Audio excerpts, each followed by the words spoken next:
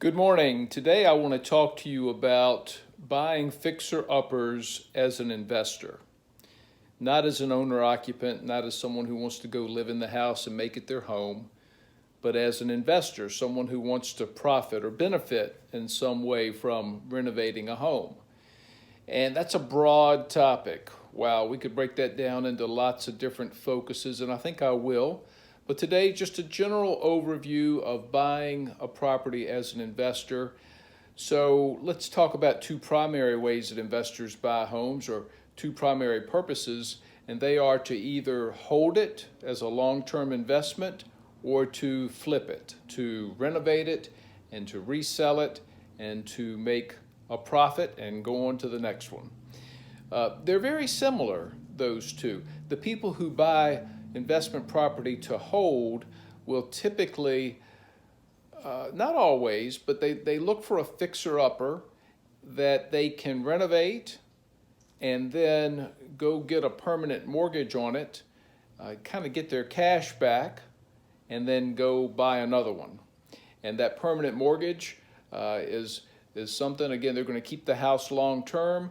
They rent it for enough to cover that mortgage, hopefully a little bit more, create some positive cash flow, and move on. The guy who wants to flip the house will purchase it, renovate it, sell it for more than what they paid for it, plus the cost of all the improvements, and make the profit.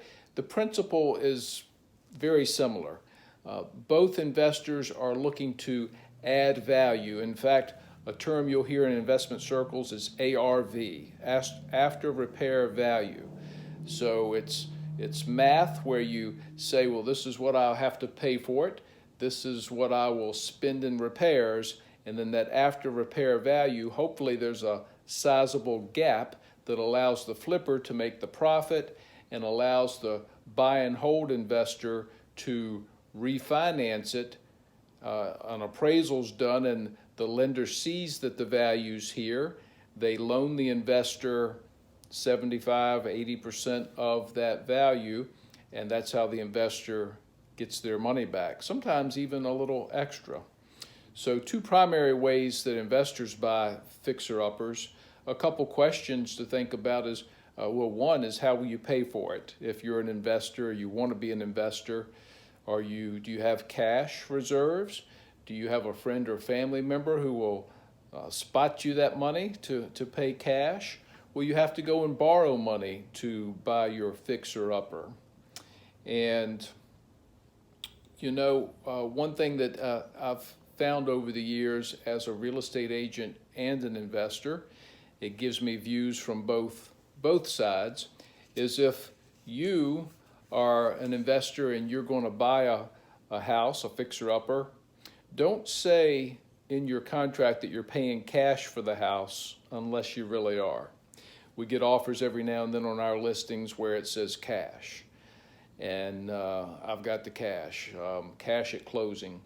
And then we dig a little bit and we find out that there's a hard money lender in the background, and the deal is certainly subject to that lender approving it.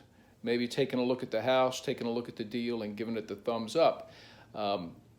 And oftentimes that's just not viewed as a cash offer. It can do you more harm than good if you make an offer that way. Bottom line, when you're an investor and you're making offers on houses, do what you say. I mean, you're going to have clauses in the contract where you can inspect and back out if things aren't exactly right. But if you say you're paying cash, do it. And you want to develop a reputation of an investor who follows through. You'd like it to be known in the community that if someone signs a contract with you, it's going to close.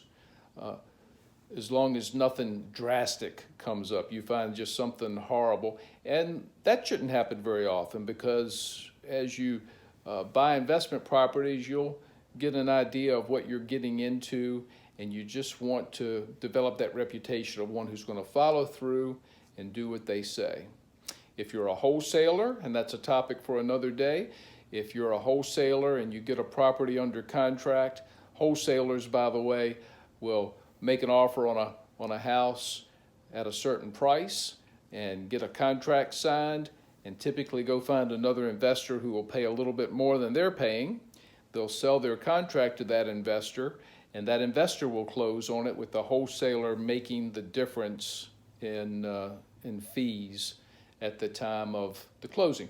If you're a wholesaler, make sure you do what you say. If you get someone under contract and then you can't find another investor to buy that contract from you, yeah, I know it's structured so that you can back out, but again, if you develop that reputation of one who doesn't follow through, doesn't do what they say, I think your wholesaling career will likely be short-lived. So be careful. It's a huge topic, this investing in fixer-uppers, and a lot of little things we can drill down on, and I'll probably do that in future videos. Have a great week.